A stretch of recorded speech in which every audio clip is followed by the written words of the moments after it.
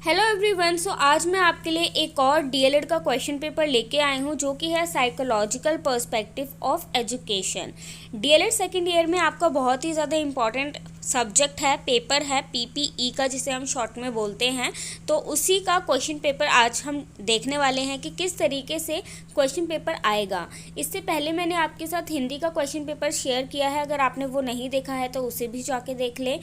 SCERT Delhi ने अपने question paper exam pattern में बहुत ही बड़े चेंजेस किए हैं। क्या चेंजेस किए हैं उसके ऊपर भी डिटेल वीडियो मैंने अपने चैनल पे प्रोवाइड कराई है।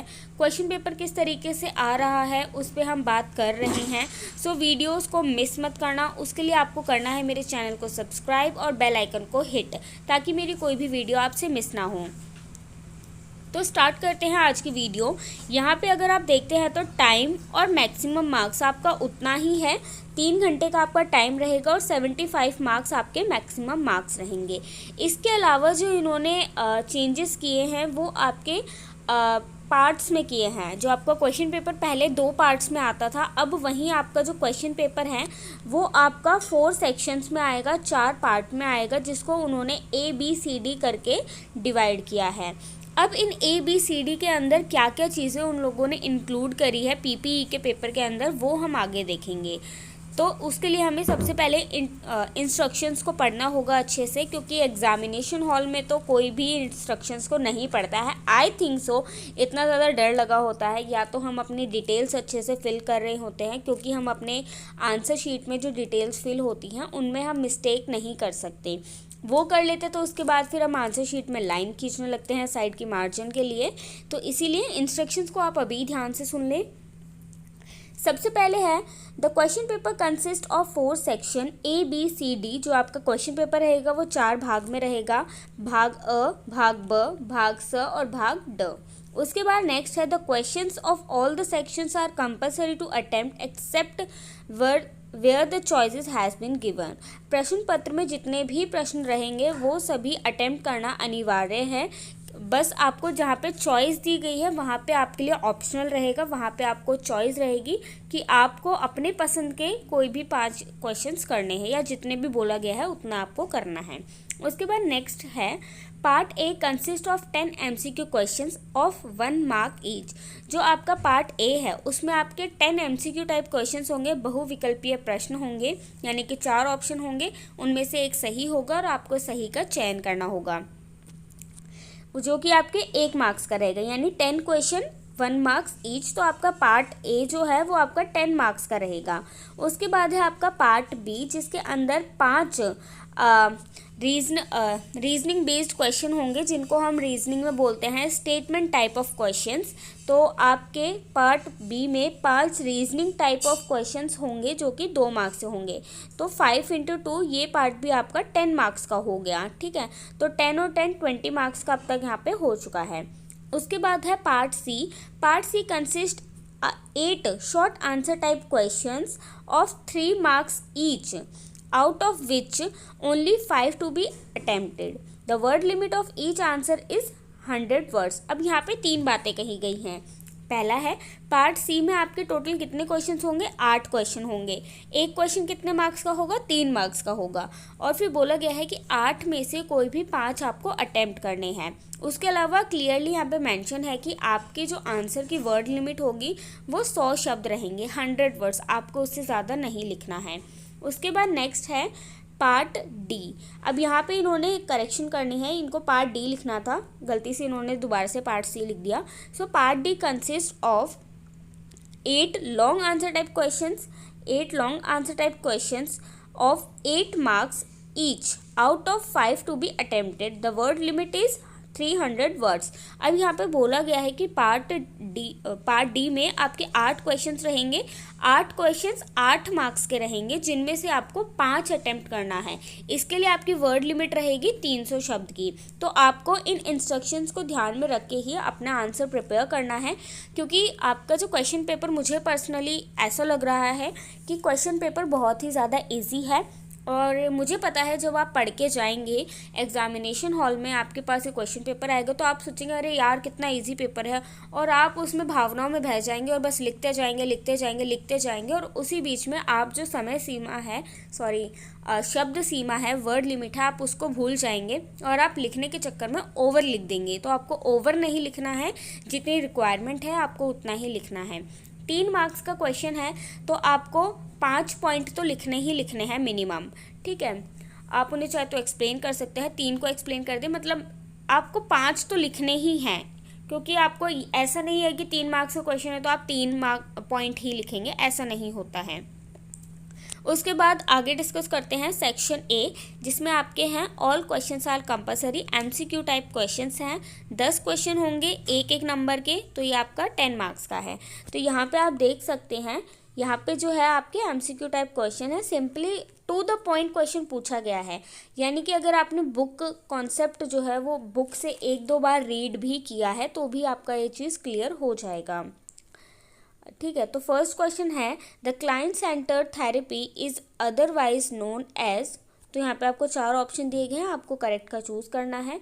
ये वाला जो क्वेश्चन पेपर मैं आपके साथ शेयर कर रही हूँ ये इंग्लिश मीडियम में है, क्योंकि ये आपके जो प्री फाइनल एग्ज़ाम्स होते हैं ये उनका क्वेश्चन पेपर है, और ऐसा नहीं है कि ये कहीं दूसरे सोर्स से आया है, ये गवर्नमेंट डाइट का क्वेश्चन पेपर है, तो आप इस पर ट्रस्ट कर सकते हैं। और क्योंकि उन्हें सारा रिकॉर्ड आगे देना होता है कि हमने प्री फाइनल एग्ज़ाम्स लिए हैं तो उसका क्या क्वेश्चन पेपर रहा, हमने किस तरीके से बच्चों के एग्ज़ाम लिए हैं, तो सारा डाटा उन्हें आगे भेजना होता है। तो जिस तरीके से उनके पास ऑर्डर्स आते हैं वो उसी बेसिस पे क्वेश्चन पेपर बनाते हैं। तो ये तो बात कन्फर्म हो गई है कि जो आपके फाइनल एग्ज़ाम्स होंगे अब की बार अप्रैल में, जिनके लिए अभी 1 महीना है, तो वो आपका इसी पैटर्न पे होगा। दूसरी चीज़ है डेट शीट।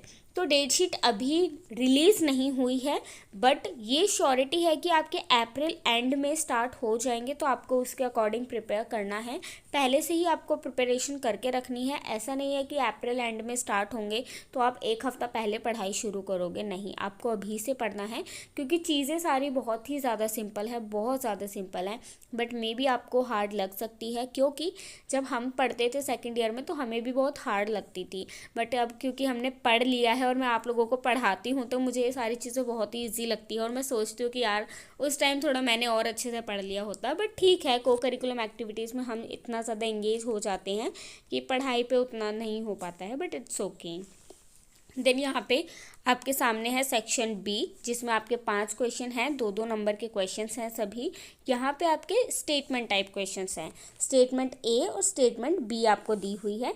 आपको इन्हें किस तरीके से अटेम्प्ट करना है, आपको इन्हें ध्यान से पढ़ना है, 1 बार नहीं, 2 बार नहीं, 3 बार आपको पढ़ना है। और उसके बाद आपको जो यहाँ पे रिस्पॉन्सेज दिए गए हैं, ये वाले ABCD, ये जो आपके ऑप्शंस दिए गए हैं, आपको इन्हें ध्यान से पढ़ना है, ये आपको कंफ्यूज करने के लिए हैं। फिर आपको इन्हें पढ़ना है, उसके बाद आपको दोबारा इन स्टेटमेंट्स को पढ़ना है। अब आपको फिर इसमें से करेक्ट आंसर ढूंढना है, जो बात इन स्टेटमेंट में बोली गई है आपको उतनी ही बात ये नीचे के दिए गए ऑप्शंस में ढूंढनी है। अपनी तरफ से एक्स्ट्रा उसमें कुछ भी इंक्लूड नहीं करना है, जो इसमें बोला गया है उसी के अकॉर्डिंग आपको आंसर करना है। ये ट्रिक होती है जो हमें SSC की कोचिंग के टाइम पे बताई जाती थी, क्योंकि इस तरह के जो स्टेटमेंट टाइप क्वेश्चंस होते हैं वो आपके कॉम्पिटिटिव एग्ज़ाम्स में बहुत ज़्यादा पूछे जाते हैं। चाहे आप DSSB का एग्ज़ाम देखें, KVS का देखें, CTET का देखें, REET देखें, HTET देखें, UPTET देखें, सभी में इस तरीके के स्टेटमेंट वाले क्वेश्चंस बहुत ही ज़्यादा पूछे जाते हैं। लाइक इनका मार्जिन बहुत ज़्यादा होता है, 3 से 4 क्वेश्चन आपको देखने के लिए ज़रूर मिलेगा। तो आपको अभी से प्रिपेयर करने के लिए SCERT ने ये फॉर्मेट आपके उसमें रखा है।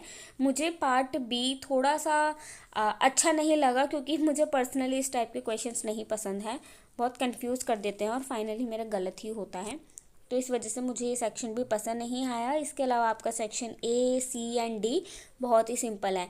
C सेक्शन तो इतना सिंपल है कि उसमें आपसे टू द पॉइंट पूछा हुआ है। जैसे कि अब देखिए यहाँ पे पूछा है differentiate between guidance and counselling. अब अगर पिछले फॉर्मेट की बात करें उसमें कोई भी अगर गाइडेंस या काउंसलिंग से रिलेटेड क्वेश्चन आता, लॉन्ग आंसर टाइप क्वेश्चन आता था 8 मार्क्स का, तो उसमें आपको पहले बताना होता था कि गाइडेंस क्या है, काउंसलिंग क्या है, फिर कुछ फिलोसफर्स की डेफिनेशन देनी होती थी।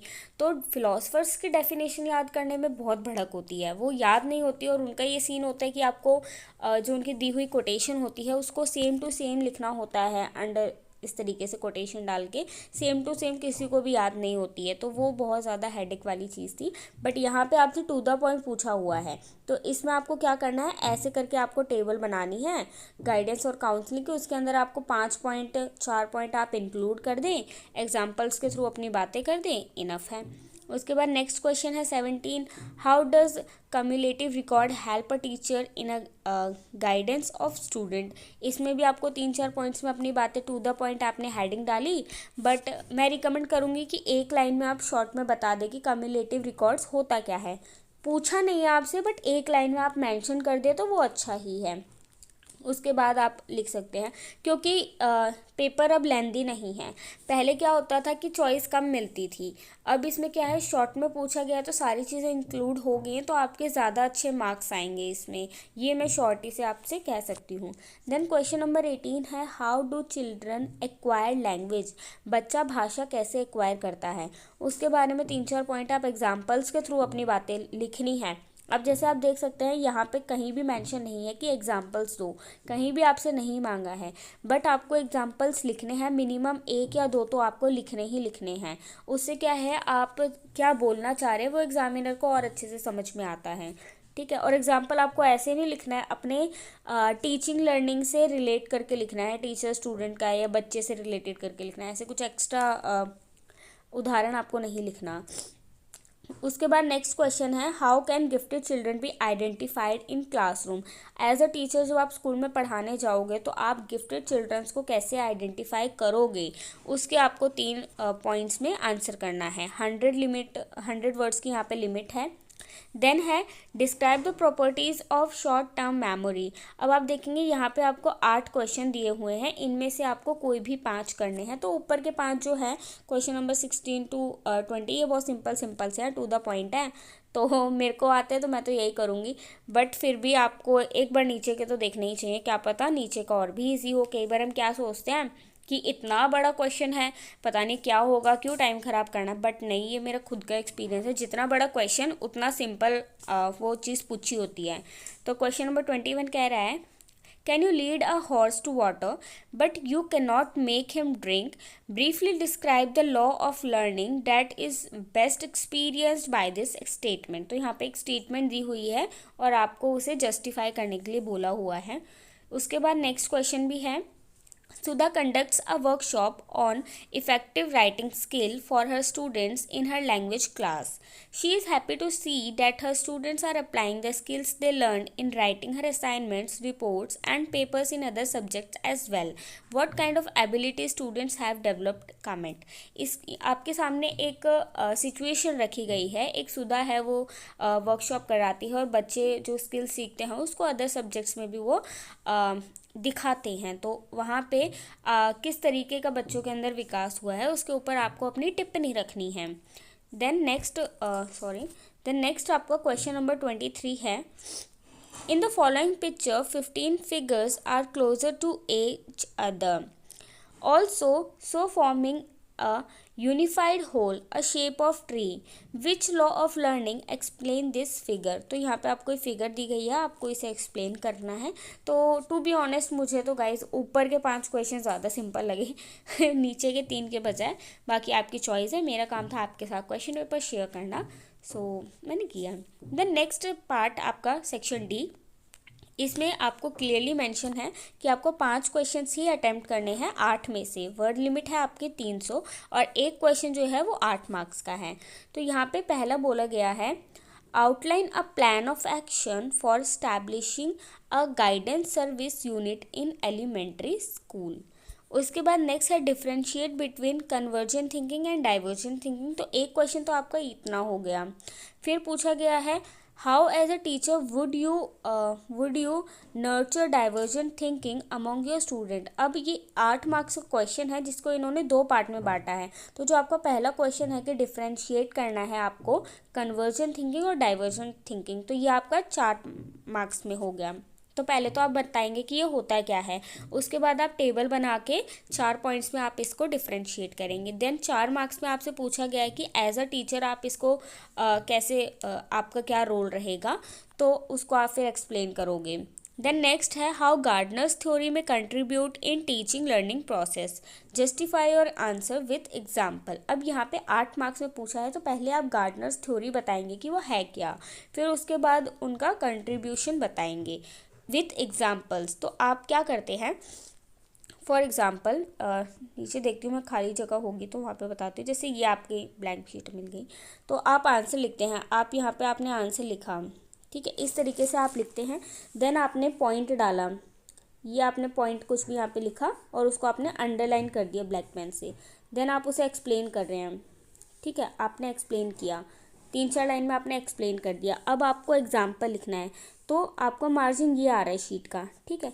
आपको यहाँ सेंटर में ऐसे लिखना है ब्लैक पेन से, अगेन उसको अंडरलाइन करना है। देन आपको सेंटर में ही उसका एग्जाम्पल लिखना है। उसके बाद आप नेक्स्ट पॉइंट लिखेंगे, तो नेक्स्ट पॉइंट आप यहाँ से मेंशन करेंगे। देन आप नेक्स्ट पॉइंट लिखना स्टार्ट करेंगे। तो मेरे कहने का मतलब है कि एग्जाम्पल आपको सेंटर में लिखना है ताकि वो हाईलाइट हो कि बच्चे ने अपने आंसर में एग्जाम्पल भी लिखा है। जब क्या होता है कि आप जो कंटिन्यू लिखते जाते और उसी में कहीं छोटा सा आप, जैसे कि आप लिखते जा रहे हैं ऐसे ऐसे ऐसे ऐसे लिखते जा रहे हैं रामायण, और आपने बीच में लिख दिया उदाहरण, ठीक है, ऐसे करके आप लिख रहे हैं और आपने उसे अंडरलाइन भी नहीं किया, तो टीचर को वो ध्यान नहीं जाएगा, तो वो भी, क्योंकि वो कॉमन लगेगा फिर। इसी वजह से आपको उसे हाईलाइट करना है, एग्जामिनर को दिखाना है कि हाँ आपने लिखा है, तो इसीलिए आप उसे सेंटर में लिखें। देन आपसे पूछा है question number 27, describe the functions of language in real life and in classroom. 8 marks का क्वेश्चन है अगेन। उसके बाद आपसे यहाँ पे लास्ट में जो आपका 31st क्वेश्चन है ये देख लेते हैं। यहाँ पे आपको एक पैराग्राफ दिया हुआ है और इस पैराग्राफ के माध्यम से आपको एक बात कही गई है, एक पूरी स्टोरी बताई गई है, एक सिचुएशन रखी गई है।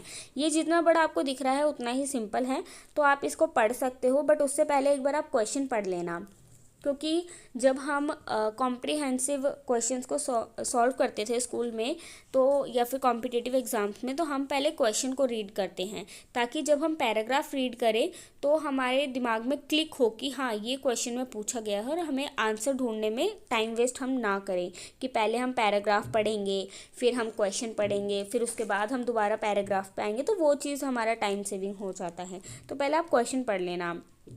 तो यहाँ पे पहले आप क्वेश्चन पढ़ेंगे, why in your opinion Nita could not remember the answer she study a day before, briefly describe the factors responsible of her forgetting. अब आप क्वेश्चन पढ़ के थोड़ा सा समझ गए होंगे कि ये जो क्वेश्चन नंबर 31 है ये आपके किस टॉपिक से रिलेटेड है, तो आपको वो सारी चीज़ें क्लिक हो जाएंगी। उसके बाद नेक्स्ट है, what strategies of memorization would you suggest her to reduce her forgetfulness. अब आपके पास टाइम है तो आप ये स्टोरी पढ़ सकते हैं, बट कई बार क्या होता है, लाइक मेरे साथ ऐसा होता है, सभी बच्चों के साथ ऐसा होता है कि जो लास्ट का क्वेश्चन होता है वो हम बहुत हड़बड़ी में कर देते हैं, क्योंकि हमारे पास टाइम नहीं होता और हम कोई भी क्वेश्चन मिस नहीं कर सकते। तो हमने ये पढ़ लिया कि हाँ क्वेश्चन इस बारे में है, इससे रिलेटेड है, तो हम फटाफट जैसे टीचर आंसर शीट लेने आती है वो प्रेशर होता है, तो हम फटाफट 1-2 पॉइंट लिख देते हैं कि 0 मार्क्स से तो अच्छा है कुछ तो मिलेगा। तो इसीलिए क्वेश्चन हमने पढ़ लिया, अब हम स्टोरी पढ़ेंगे कि स्टोरी क्या है। तो है नीता, यूजुअली बहुत लंबी वीडियो हो जाएगी, आप पढ़ लेना। तो आई होप मेरे कहने का जो मतलब है वो आप समझ गए होंगे, ठीक है। तो ये था आज का वीडियो, आज का क्वेश्चन पेपर पीपीई का। आई होप आपको समझ में आया होगा कि किस तरीके से आंसर करना है, किस तरीके से पेपर आ रहा है, और इसी के अकॉर्डिंग आपको अपने एग्ज़ाम्स के लिए, फाइनल एग्ज़ाम्स के लिए प्रिपेयर करना है, क्योंकि अभी 1 महीना रह गया, आपके पास इनफ टाइम है। प्रेशर नहीं लेना कि कैसे होगा क्या होगा, पेपर बहुत ही सिंपल आ रहे हैं। So all the best from my side.